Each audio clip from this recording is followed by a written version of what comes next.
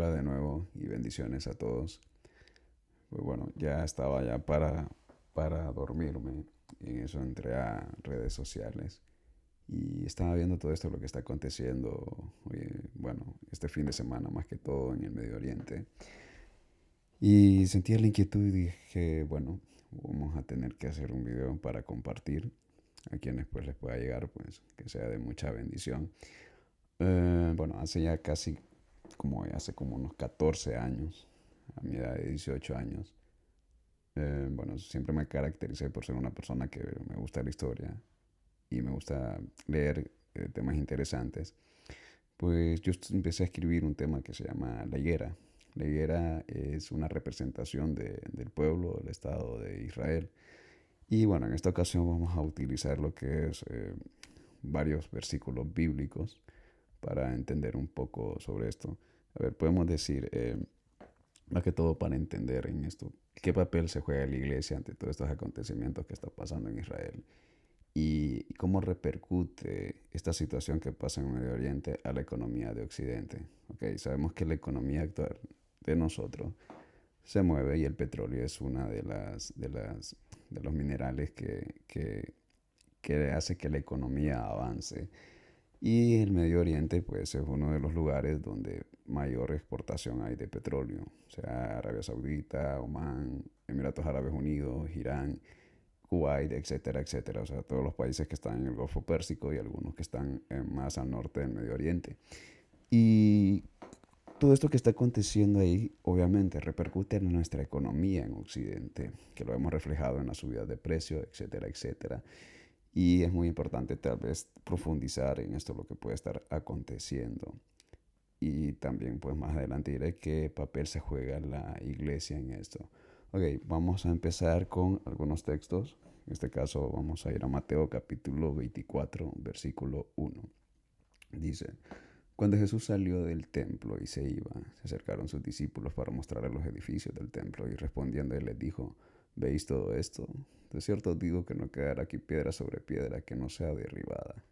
Aquí Jesús a los discípulos, el contexto bíblico menciona que Jesús está con sus discípulos en el templo, el segundo templo de Jerusalén de la época, que arquitectónicamente era una belleza según los historiadores. Era un hermoso templo que los discípulos estaban maravillados de esa obra.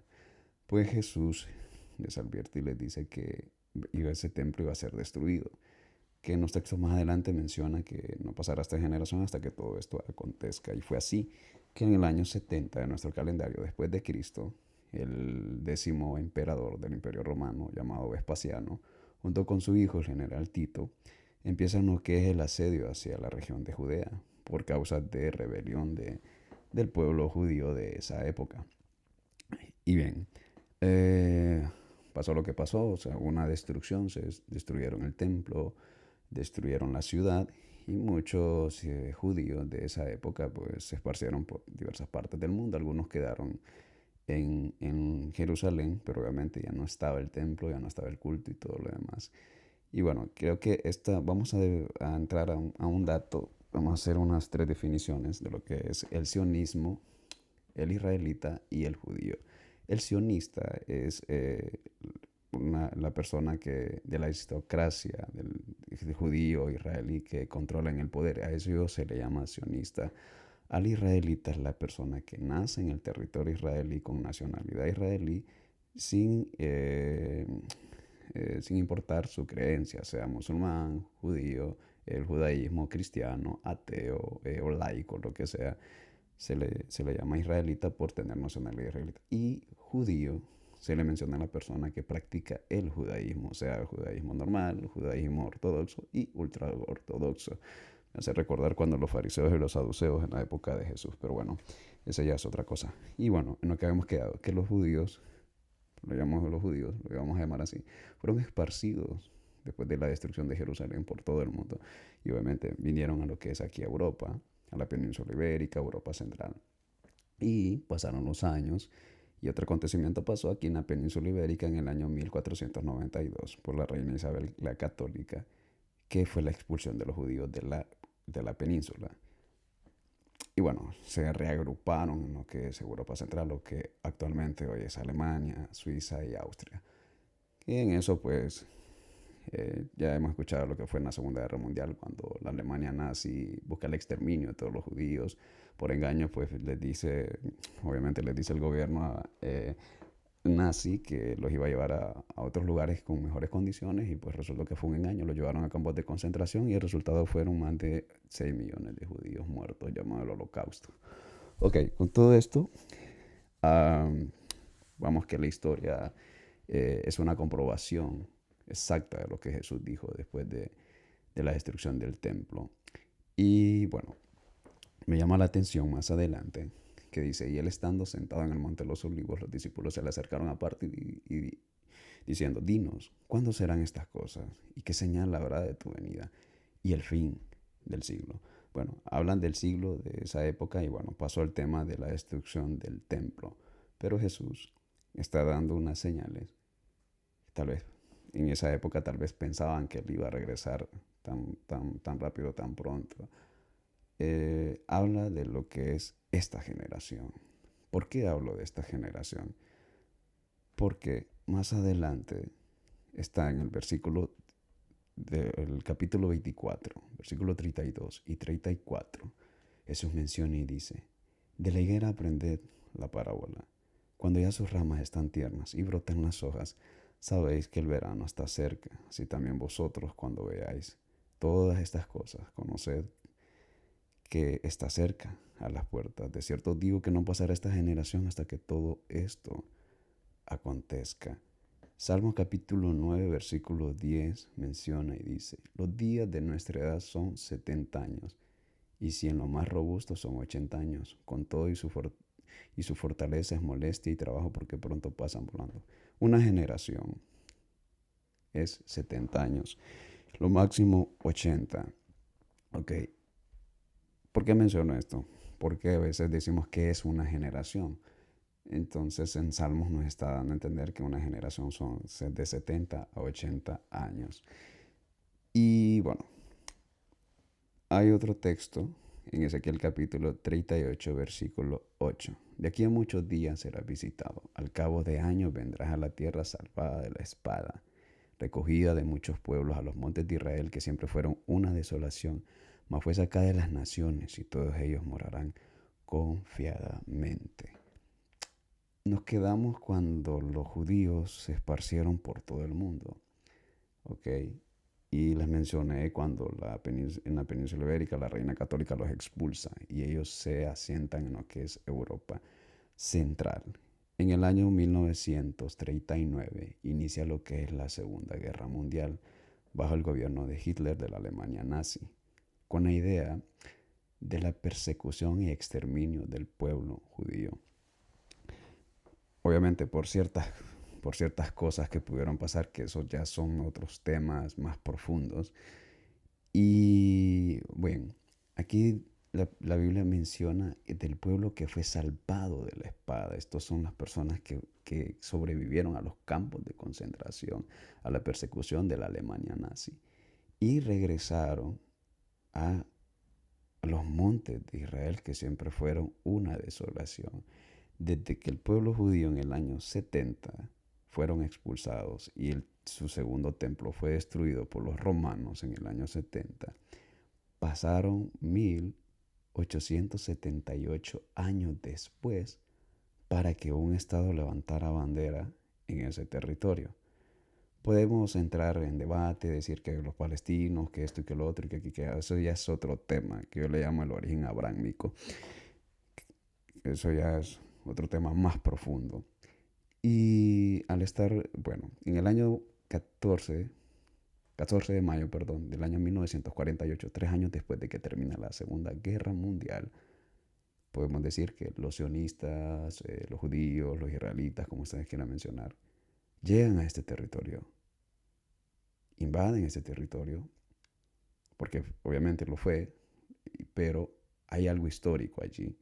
Regresan a esta tierra, que bíblicamente es cuando Jesús menciona y dice, aprendan la parábola de la higuera.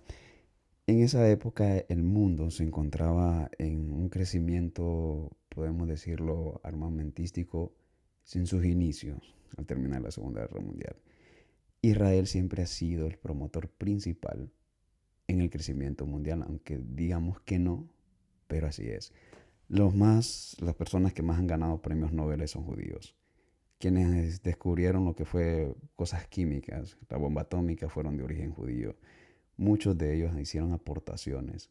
Con todo esto, decimos nosotros, estamos exaltando a los judíos. Al César lo del César, las cosas como son, por mucho que nosotros queramos evitarlas o decir que no, no tampoco con esto estoy alabando a los judíos, porque en realidad en sí el pueblo judío crucificó a Jesucristo. Y ellos a Jesucristo lo tienen como un falso profeta, en este caso los que practican el judaísmo. Si yo como cristiano actualmente voy con un micrófono a un territorio de los judíos ortodoxos o a Jerusalén, muchos de ellos me van a escupir, me van a insultar y me van a tratar de lo peor del mundo por el simple hecho de que yo crea en Jesucristo. ¿Por qué? Porque ellos tienen que estar ciegos, porque así aquellos que no recibimos la ley, que no somos descendientes sanguíneos de Abraham, eh, alcanzamos salvación por el sacrificio de Jesús en la cruz. Porque ellos rechazaron al Mesías, lo crucificaron. Al crucificar al Hijo de Dios, el sacrificio perfecto, a quienes no se nos dio la ley, a los gentiles que somos nosotros, alcanzamos salvación. Por el error de ellos vino salvación al mundo. Entonces, la iglesia, ¿qué papel se juega en esto? Alabamos lo que está haciendo los judíos actualmente, el pueblo de Israel. La verdad que no, no podemos nosotros aplaudir lo que físicamente ellos están haciendo. Pero ¿por qué? Porque ellos están cegados espiritualmente. ¿Y es necesario? Sí es necesario, aunque suene increíble, pero es necesario de que todo esto acontezca. ¿Qué es lo que tiene que hacer la iglesia? Orar. No solamente por el pueblo de Israel, sino por los hermanos en la fe que están en Palestina, por los hermanos en la fe que están en Jordania, en Siria, en todos los países de habla árabe, en todos los países del mundo. Orar por los creyentes cristianos, orar por la paz de Jerusalén, sí, pero esto que está pasando actualmente se irá a arreglar. Por supuesto que sí, va a llegar un momento que va a parar todo esto, porque hay otro plan que se tiene que, todo es un negocio político, pero ¿qué es lo que se está moviendo bíblicamente? Se está cumpliendo cada cierta de estas cosas. Entonces la iglesia, solo hay que orar por los hermanos creyentes. La paz puede parar, o sea, poder decir, o sea, esto por el momento va a seguir continuando, porque va a seguir continuando, porque esto es una escala lo que va. Hay cosas que el mundo por ahora pues ignora y está cegado, pero bueno, me estoy metiendo a temas un poco bastante fuertes. Y bueno, más que todo en esto, el crecimiento de Israel como Estado. Israel para la iglesia es un reloj. No es nuestro fundamento de fe, porque nuestro fundamento se llama Jesucristo. Pero no ignoramos lo que está pasando. No podemos pasar por alto y decir, ah, no, no podemos estar a favor de una cosa o de otra, porque hay que entender que ellos están lejos de la gracia, aunque a los suyos vino, dice el Evangelio según San Juan, y los suyos no le recibieron. Mas, sin embargo, a quienes sí le recibieron les dio la potestad de ser hechos hijos de Dios. ¿Quiénes son ellos? ¿Quiénes son esos? Somos nosotros que hemos aceptado a Jesucristo como nuestro Señor y Salvador. Entonces, hermanos, que asistimos a una iglesia, lo que está pasando en Medio Oriente, no temamos. No temamos porque es necesario que todo esto acontezca. Nuestra confianza y nuestra fe está puesta en Jesucristo. Y a todos aquellos que han conocido del Señor y todo esto que están viendo, todos dicen que viene el fin del mundo, que viene el fin del mundo. Jesucristo cuando habla del fin, habla del fin de la gracia. No sé si lo mencioné o algo la redundancia. Habla del fin de la gracia. Y es muy importante que durante la gracia esté en la tierra. Es importante buscarle. Aquellos que se han separado, que se han alejado. A mí me tocó una vez alejarme y sinceramente fue la peor decisión que he tomado en mi vida.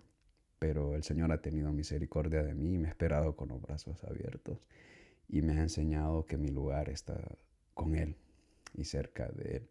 Espero que este video pues haya ayudado un poco a despejar algunas dudas, que sé que este tema es bastante extenso, tal vez algunos lo entendieron, tal vez algo otros no, pero ya vamos a tener más tiempo para ir hablando de más temas y espero que les haya ayudado un poco y más que todo poner nuestra confianza en Jesucristo porque Él es el camino, la verdad y la vida.